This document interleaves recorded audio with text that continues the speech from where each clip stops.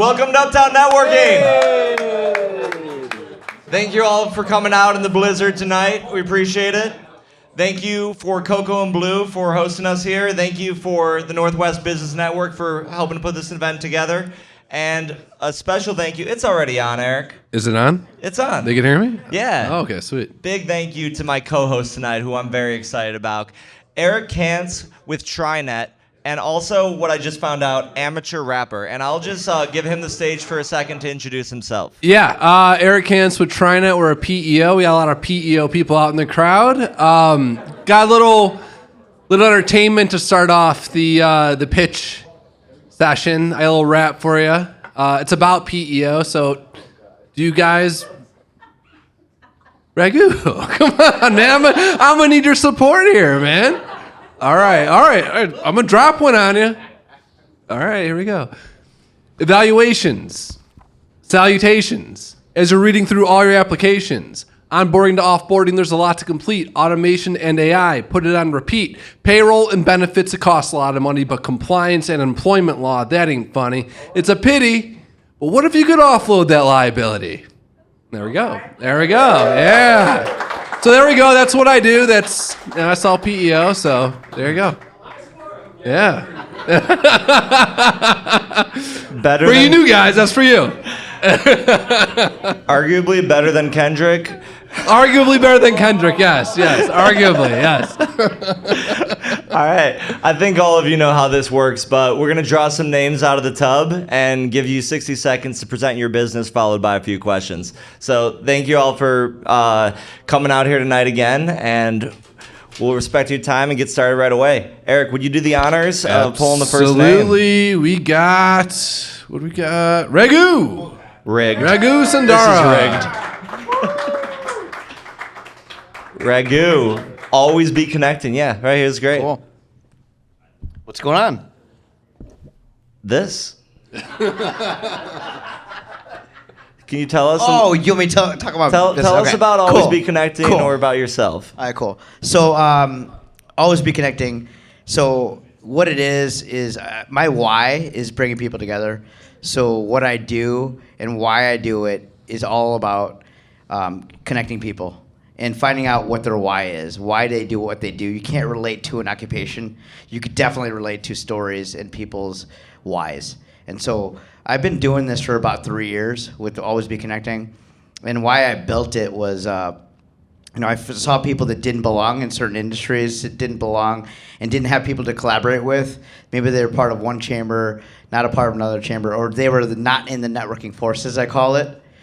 They hated networking, and a lot of times they don't like dealing with people who lead with business cards.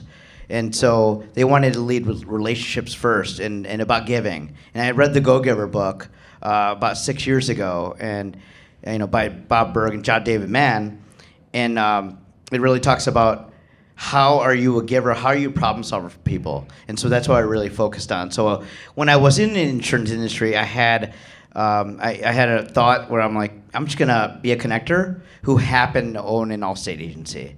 And so 3 years later, I opened up Always Be Connecting, where I'm a mentor, and I help people be the live version of LinkedIn through workshops, individual coaching, and referral groups and masterminds. So that's my story. I grew up in the Schaumburg area. This is Conant High School colors right here. Built by my buddy Steve Long from Blink Tees. I always try to keep it local. Love it. Thank you, Ragu. Definitely the go-giver incarnate, if I've ever met anyone like that. He comes to a lot of our events, and he is just the best. So thank you so much. What would you say is the biggest accomplishment you've made in your professional life? Wow, that's so I would say like the best story that I have is probably even before I had Always Be Connecting, when I had my insurance agency going back about 4 or 5 years ago, a year into COVID, I had to separate from one of my employees who was in IT. He was going to Harper College, and he was getting an IT degree there. And he knew sales wasn't for him. So a month, 2 months went by. he was still working, a part-time job somewhere else. I care about relationships and I care about people, and that's why I left corporate America. But I met somebody. At a unofficial networking event. It was a Topgolf in Schaumburg because it was COVID. We were outside. It was safe. And so I met him, and he was in IT, IT staffing. And then I connected that person with somebody I had just given my former employee's resume to. And within 5 minutes, they had connected each other, and they were on the phone with my former employee. And 2 weeks later, he found a job. They found him a job, and he still has that job to this day. That was like 4 or 5 years ago. And that's the most powerful story. It's people first. That's what I really care about. Nice. Good, great story. Two-part question. One, why Nike? Why Nike? Yep. It's MJ first. Okay. MJ, Okay. And how many gives you have to get on average? It could vary. It could vary. So, I don't think people should keep track. I think you should just to give without expecting anything in return. It's not even money. It's not money. Giving is being a sounding board. Giving is telling Dave Savio, hey, don't go to that senior expo because, I don't care if it's free, but it's 8 hours of your time. How much is that worth? So that's just two examples of that. So I wouldn't keep track, but it's also about expectations. So all relationships are built on, what do we expect from each other and how can we improve? And some people might think that they're giving when they're really not. And sometimes it's like when you give somebody a referral that you think is awesome, and that could be a suspect for them, not a prospect. Big difference. Dude, you're chasing this person, they don't pick up, and then that person is like, all they care about is price, and you don't want any referrals from them, right? So it really comes down to don't keep track, set expectations, and don't expect anything in return. That's a fantastic mindset. I never heard it positioned that way. That's great. I heard 7. 7. 7 gives to every get. There we go. 7. There we go. That's about right. Let's hear it for Ragu. Thank you so much. Thank you. Oh, we have a late. I already pulled this one, but we have a late addition. Oh, and that's not an addition. It's a prize. This prize is going to go to the next person I draw, but I already drew him, and I don't think he needs it. I think he's doing pretty well. But this is a $15 gift card to CoCo Blu to be used tonight or another night. But I already drew this name, so this prize is for you. Let's hear it for Carl Pfeiffer from Big Red's Pig Party. Yeah, come on. Big Red's Pig Party. Somebody just bribed me, and that's for you.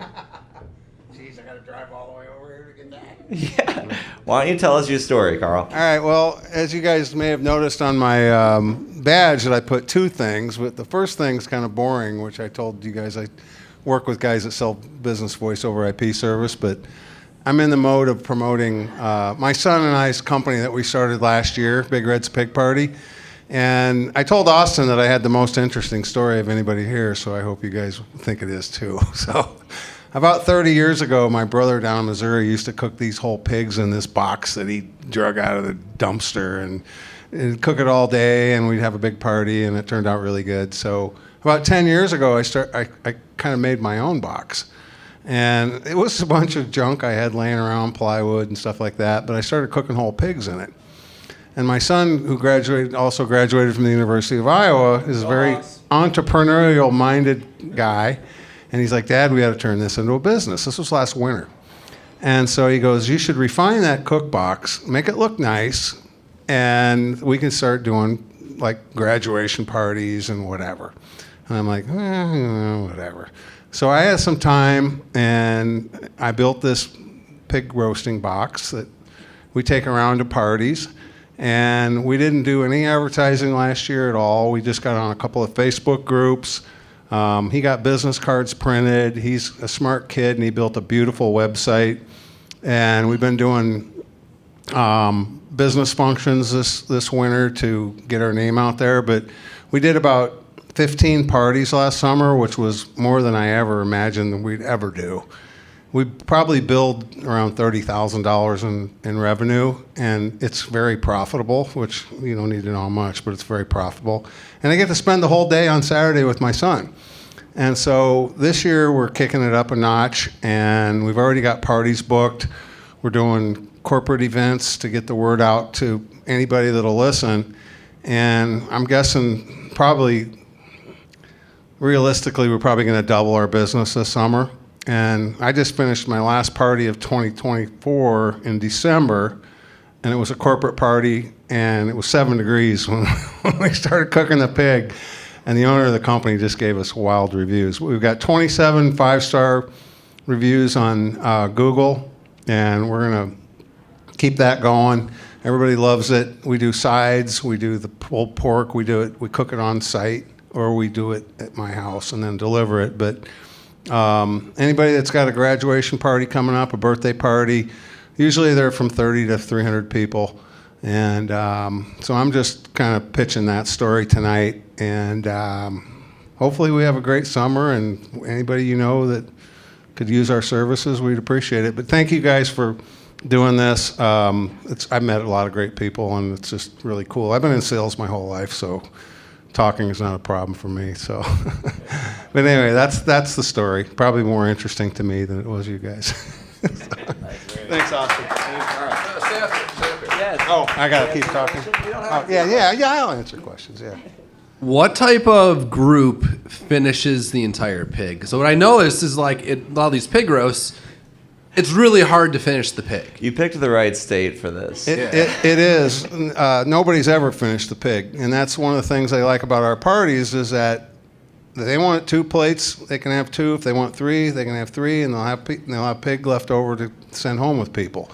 And the way we buy the pigs is just kind of like, we're never going to have a party where we have the exact right amount of pork, because you don't know if it's going to be 20 football players and parents, or if it's going to be some little old ladies that, we don't know how many buns they're going to eat, because some people don't eat a pork sandwich, they just eat a pile of pork. So we always have leftovers, and people seem to like that.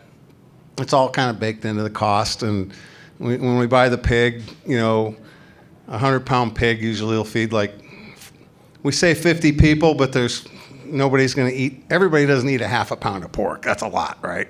So there are always leftovers, and people really like sending it home with people and whatever. So that's why there should be like an award for finishing the pig. Like, hey, if you get this award, you guys get the Porky's Pig Award or something like that, whatever it is.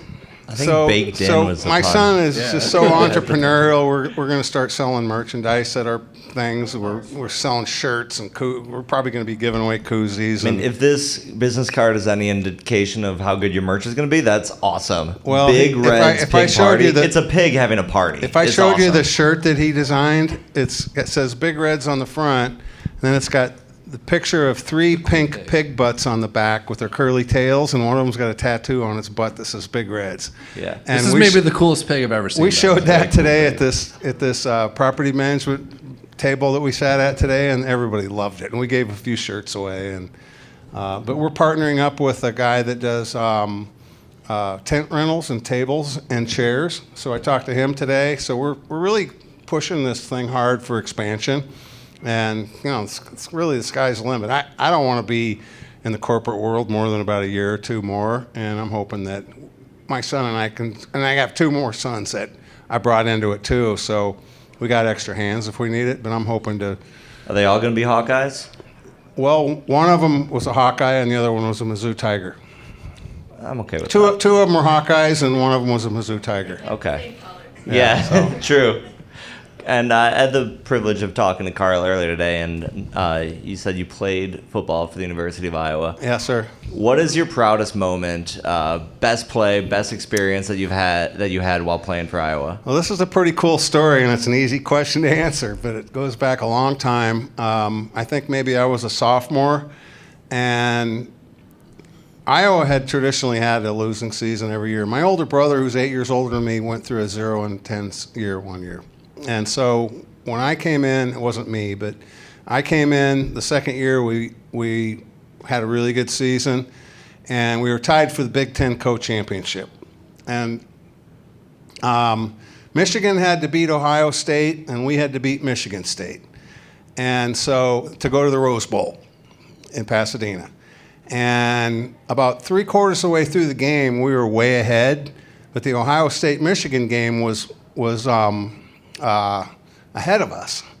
So when people were sitting in the stands listening to the Ohio State-Michigan game on their transistor radios back in 1981, and when Ohio State, you can Google this, I may have it backwards, but when the Ohio State-Michigan game was over, we got our spot in the Rose Bowl. So our game was only in the third or fourth quarter, and people had brought roses to the stadium.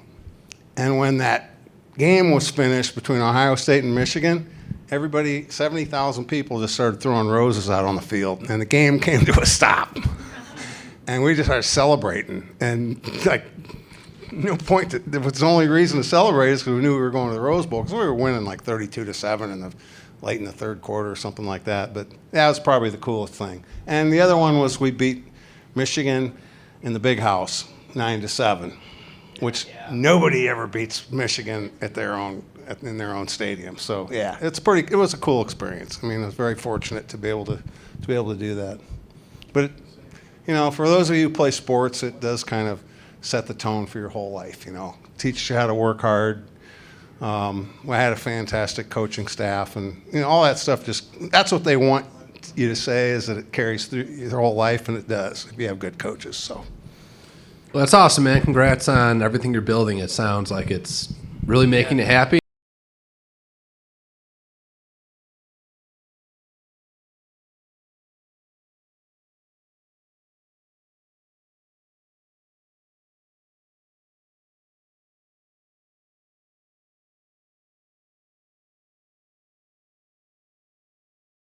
first one he's ever done, it's unbelievable. That's amazing, Carl. Thank you so much. Thank you.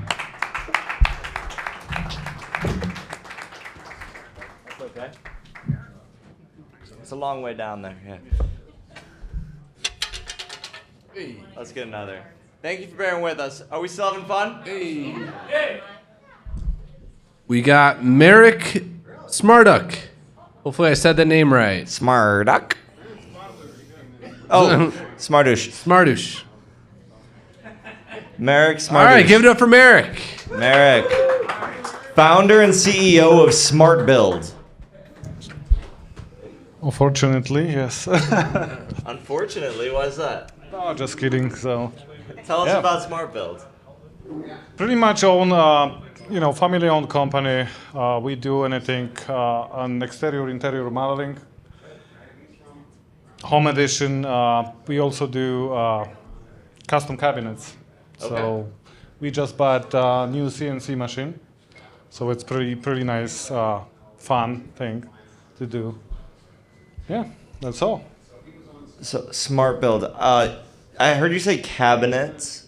Is that Cabinets, yeah, custom cabinets. So is for residential or commercial? Yeah, this real- is pretty much all the residential. Okay. So is cabinets the specialty or anything for residential? Anything interior for residential? Our specialty, it's pretty much fiber cement siding. So we do a lot of fiber cement siding. Okay. So it's pretty nice maintenance-free product you can use outside of home. How long have you been in this industry? We started 2006. 2006. Wow. Yeah, One of my partners has given me a bunch of viral questions to ask. So I was curious, what are the biggest challenges facing your industry today? Today. The biggest challenge probably it's I don't know. Explaining shoddy work from previous cabinet installations, maybe? You know, the trust in the industry as a contractor, I think, is the biggest problem, because you still have a lot of bad people working, like bad contractor. Every business probably do. So I think the trust is the biggest thing. Trust. Yeah. How do you build trust with your customers? We just pick up the phone. That's all. That's all it takes? Yeah, we just, we do what we promise to do, what we have to do, and this is the biggest thing. Awesome. Oh, that's so cool. All right. You have any more questions? I feel like I have more questions. When you do, so you guys do the installations yourself, like you provide like the cabinets and you guys install it yourself? Yes. Okay. Say you get a job, you complete the installation, a PR firm picks up like, oh my God, like Merrick did all this great work here. At the end of the day, what do you want that headline to say for an article that they wrote about you and your work? Oh, that's a good question. Yeah, I think I still gonna go to the trust. So we can trust the contractor. They do whatever they say they will do. We have a lot of good compliments on Google that we on time when cleaning up the shelf. The sales was like whatever we say we did. So I think, still trust. Merrick's a trustworthy guy. I like that. I love that message. Just do what you say you're going to do. That's what we're going to do. Yeah, that's amazing. Great. Let's hear it from Merrick, everybody. Thank you. Thank you. All right. Another one. All right. We'll go with this bad boy. Ralph. Ralph, employee benefits for USI. Appreciate it. Thank you, Ralph. Thank you for hosting. I appreciate it. This is my first time here. Thank you for having me. So I help small to medium business owners with their employee benefits. So basically, when it comes to saving money, attracting and retaining employees, compliance. I don't have a good jingle like that, but I have to definitely. You should get one. I was a hook, line, and sinker for me. But yeah, just meeting individuals that make decisions with regards to helping their employees, because that's the workforce. So your employees are your people. So I know everybody can relate. So that's what it comes down to. Absolutely. Who would you say your ideal client is? Ooh, and anybody ideal client. Never start with anybody. No. Absolutely. Are you talking about vertical or industry or type of person? I guess, what have you had the most success with? What types of clients do you generally sign more often than not? Who do you resonate with? Manufacturers, car dealerships. Okay. Dentals. Providing insurance to their employees, is that right? Correct. Okay. Correct. So obviously, what's big here in Illinois is Blue Cross Blue Shield, as everyone can relate to. So competition is fierce. So being a small business owner, you always have to be, the competition, but being trustworthy and being, having a jingle or just having being trustworthy and knowing what you say we can do, so I can relate to Merrick and everyone here. So yeah. Ralph, we should talk. Yeah, absolutely, absolutely. Absolutely. I come from the HCM world. So who'd you work for? Pardon me? Who'd you work for? ADP. Ooh. So it was an easy transition. But hey, everyone is good company. Good company. Everyone is very great company. One of the better payroll companies in the world. Yeah, no. Sure. So that was an easy transition. So that's what attracted me to employee benefits, was basically helping people from that scenario. So it's all about your bottom line and what's coming in, but more importantly about your for the crowd who doesn't know much about employee benefits. Employee benefits are basically physics to most people. Correct. What's going on in the market right now? So small business owners year over year have the health insurance is basically going up 10 to 15%.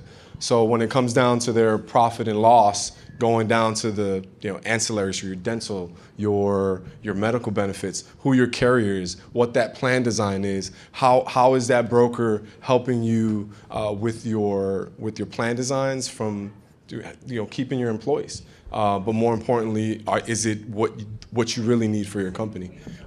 So it doesn't matter the name. It depends on that relationship you have with that person that's wanting to help you, from employee benefits to your dental coverage to your life insurance. To the insurance brokers can speak that knowledge. But yeah. Just because it's a hot topic right now, I'm Yep. curious, does USI or whatever you provide cover Ozempic for employees, or is that never covered? Definitely covered. That's more middle market, because Yeah. your utilization reports from 50 and above, you can basically see what that person is utilizing from a medicine. So on the small to medium business, yes, they can have, but to answer your question, yes, it does, but more Because it could upmarket. cut down on long-term medical costs. Correct. Yeah. Correct.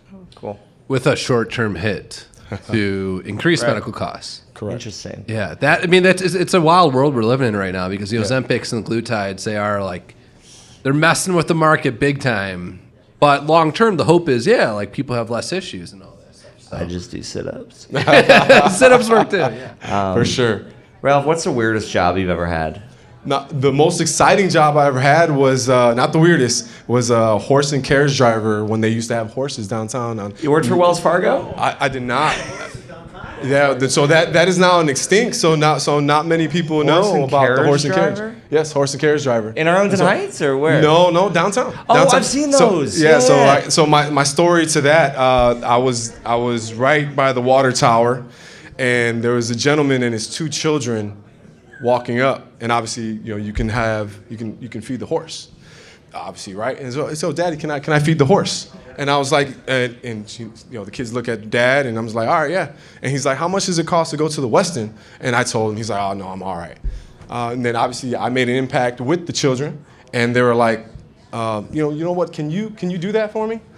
And I'm big into sports, and I was like, man, I cross Michigan Avenue. I'm going. This is when the Houston Astros were really big, and I'm going. Does anyone tell you look like Craig Biggio? And I'm like, and he's like, yep, that's me. No And so way. Craig Biggio. Craig No way. Biggio, Hall of Famer for the Houston Astros. Craig Biggio. Kevin Biggio's dad, of Yep, course. Kevin Biggio. Well, is he still on the? He's still in the league. He's still in the Anyways, league. but yeah, so that I have many good stories. But I wore the top hat. I wore the coat.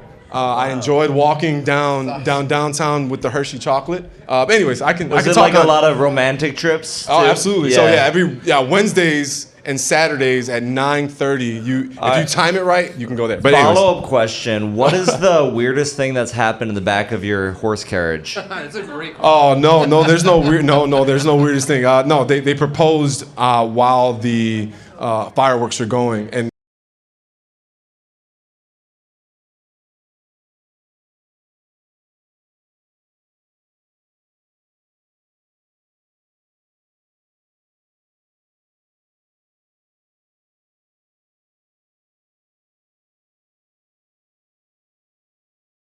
I'm gonna do a quick cheat code here, just because I talked to somebody earlier who is a professional speaker.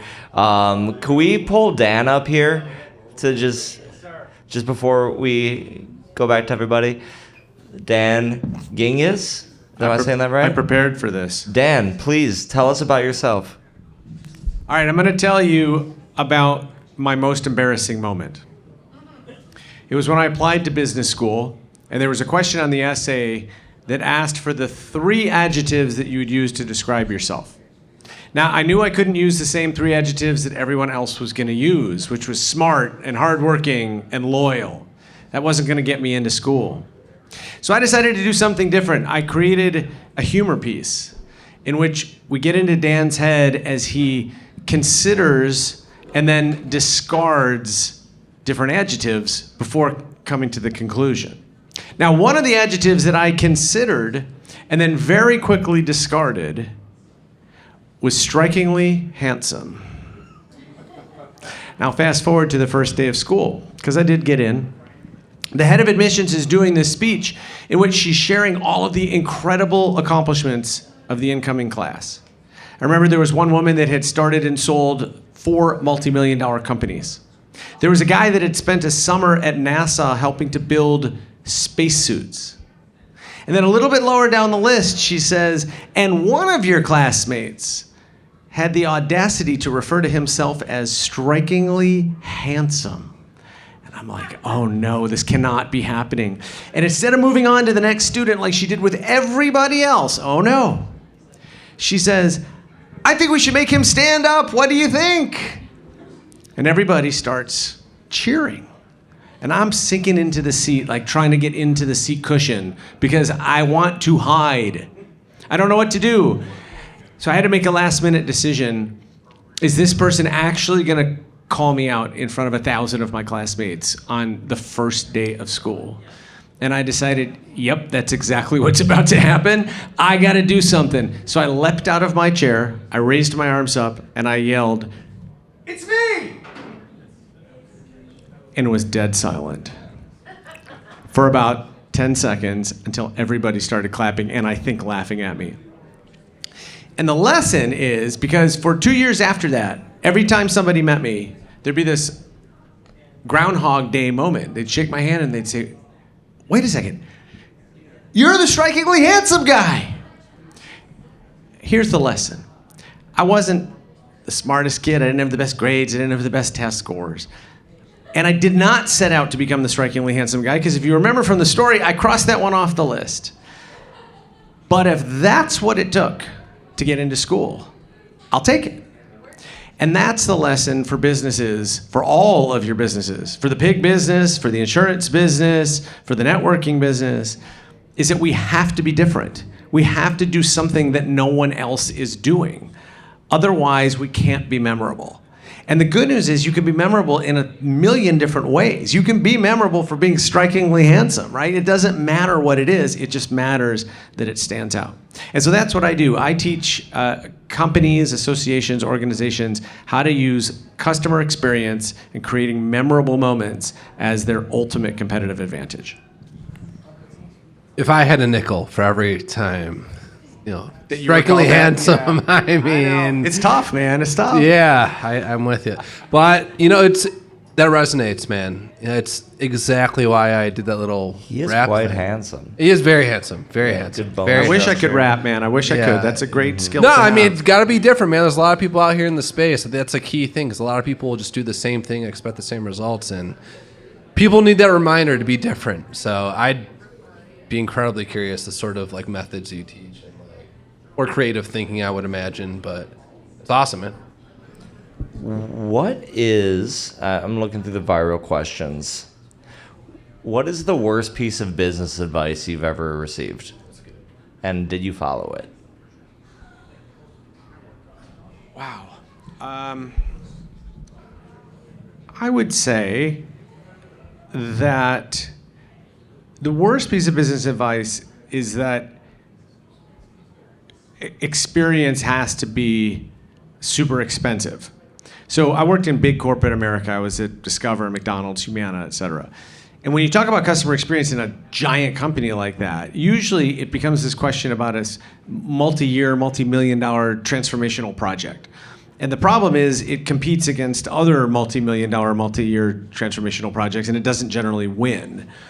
And so one of the things that I teach is that experience is really about the little things. It's about the little things that matter. I walked up to the bar today and I compliment them on how festive their bar was, because they had all the little hearts there for Valentine's Day, right? That's a little thing. It's not a game changer, but it's a little thing that I'll remember.